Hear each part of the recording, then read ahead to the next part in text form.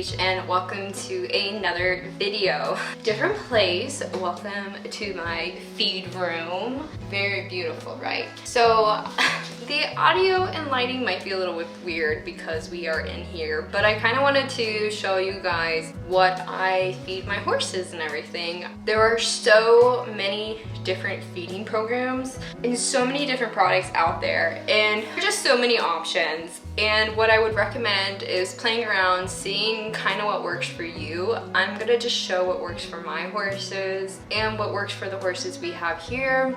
I've seen horses go on programs that are more leaning towards natural, organic side of things. We don't necessarily do that here just because I've been told that it's technically cheaper in the long term, but it's a lot of cost up front.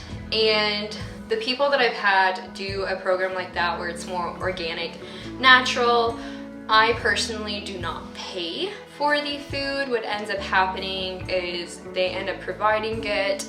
They get money off of their feed bill. I think it's just really difficult for me to figure it out. So the feeding program that I have now for some of my horses seems to actually be working out pretty well. I've had my own personal horse go from people being like, hey, he's not really muscular, to now he's really fat and he's super dapply this year, which I love to see because he's so pretty with dapples. And he looks super well, and I've had some other horses that I brought into the barn that got put in a program like this and have done fairly well. So like I said before, feeding is one of those things. Same thing with hay.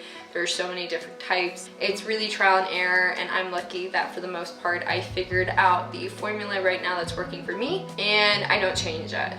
So we label all of our trash cans depending on the feed that is within them. So in the first trash can we have the Triple Crown Ration Balancer. Second one is the Triple Crown Senior. The third one is Beet Pulp. The fourth one is Seminole Calm and Cool, and then this one is the Triple Crown Rice Bran, and then that is some extra treats. And we keep lots of water buckets filled. I go through the water pretty quickly because every horse basically gets their food soaked. And we also do it in the wintertime, summertime when there's bad storms. It's just there that if we lose power, we do have extra water. This is some of the supplement area. So some horses have boxes that actually are labeled for their supplements. Most of the loose stuff down here is actually mine, just because I get a whole shelf. I've got some horses, but the other stuff is labelized and everything, so that's what we have there. This is our board. I did not make the board. One of my boarders did. She was butchering her handwriting, and I don't really need the board, but it's definitely good for if I'm not around and say my mother or something has to make food if I'm at a horse show. At least it's there and it's easy to see, and we're not playing a guessing game of who gets what. Pretty much all of our horses are fed on ground feeders like these for the smaller ones, and then we have the larger ones. Something that I found as a little bit of a hack during the summertime, because you've got bugs and everything, is I found these. This is just a pizza pan that you can get at Walmart, which is where I bought it. For a bucket like this, it is the right size. It fits right in there pretty snug, and that way no bugs, no rats or anything can get in the food, and it keeps it from getting super dirty. That can fit in the larger ground feeders that I have, which would be these ones. This same thing fits in. I'm trying to do this backwards. Fits in pretty well, and that way same thing. These are just the large pizza pans. I got them at Walmart, same thing. They were super cheap. I think that they usually are on sale if you buy so many, maybe $5 per thing, and I haven't had to replace them, and to me it's great. I don't know if I have to use them as much in the winter time. With all of the bugs and everything, it just kept them all out, and I didn't have to worry because we had a teeny little bit of a rat problem at one point. On this side of my feed room is the electrical, and we did not know that the people who built my barn did not enclose it until this summer, when we had a rat come in, and I was like, where in the world can a rat? I mean, this is a pretty dang sealed tight room. There's no holes, no nothing. You can't get in. And so we were like, where is this rat coming from? Well, a whole section up there is uncovered, and I will show you that.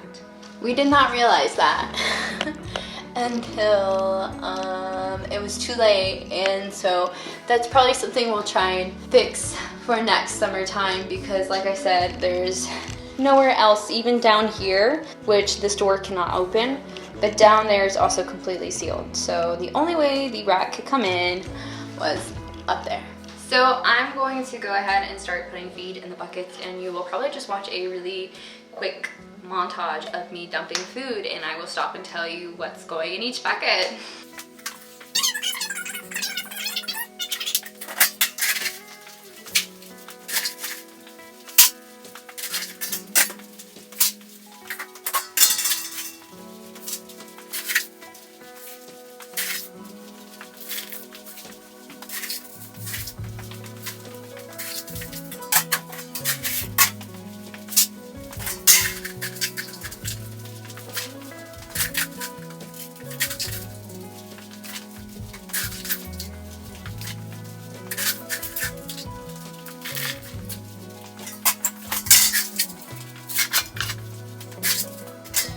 Alright, so now that I've made food, I've yet to put water so you guys can see it. So we'll start with Mr. Sloan. Mr. Sloan gets 1.5 pounds of bee pulp, 1 pound of Calm and Cool, 1 pound of the Triple Crown Ration Balancer, and it gets a variety of supplements. These include electrolytes, Positude, Kamikaze, a hoof supplement that's Farrier's Formula, as well as a baggie that has vitamin E, another hoof supplement, and I think that's it. And that's Mr. Vegas's.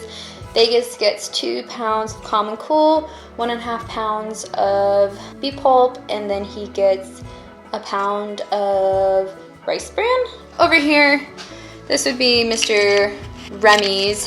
He gets his little Previcox at night, and then this is a pound of Ration Balancer.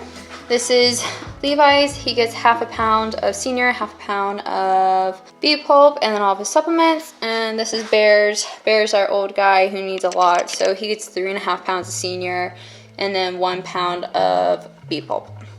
And he gets Butte and Ulcer Guard and something else, I think. So now that everyone's food's made, I am going to dump water.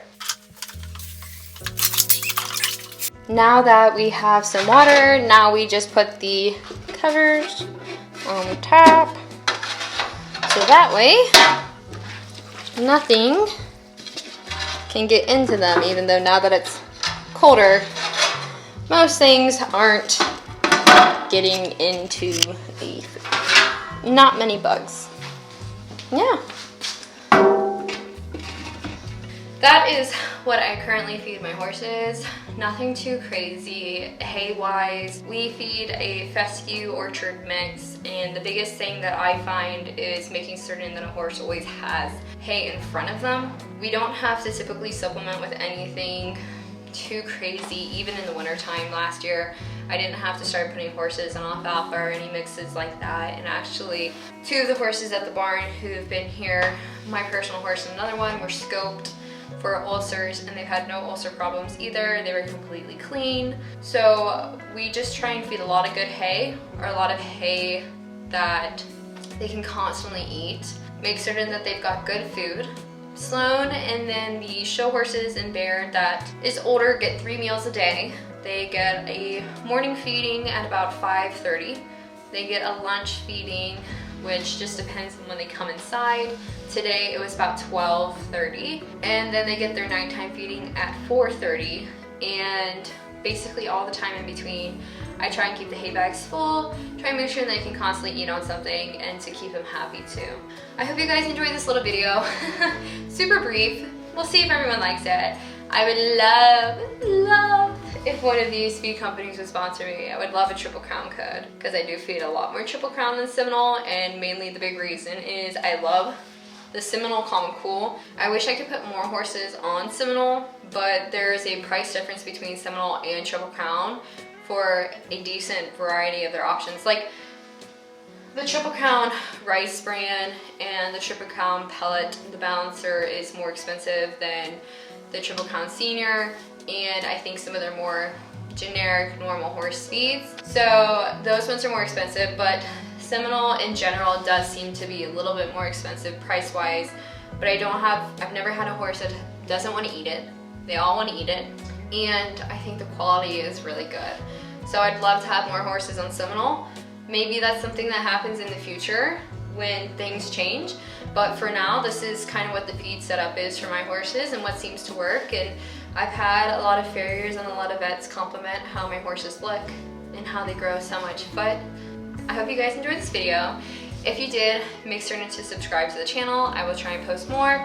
Maybe not in my tack room with my horrible lighting and stuff, but I wanted to do a video like this because I know some people ask about it, and since I have time, might as well. So like I said, if you like it, please subscribe to the channel. Please like this video, let me know your comments. As well, make certain to check out the podcast where you can watch on Apple Podcasts, Spotify, any of those things. You can find The Traveling Pony. As well, check out thetravelingpony.com. That is where you can find blogs, and it's getting revamped right now, so it might look a little rough, but you're gonna find different things on there than you would have or find here or on the podcast. Sometimes things tie together, it just depends. But I'm trying to create some separate content for each thing. So you're gonna see something different on each platform, so definitely make certain to check it out because you definitely don't wanna miss anything. I'm really working hard, I'm putting a lot of hours into this, and I hope you guys can see that, and I hope you guys enjoy it. I'll see you on the next episode, but the question that everyone has is, where will the traveling pony be next?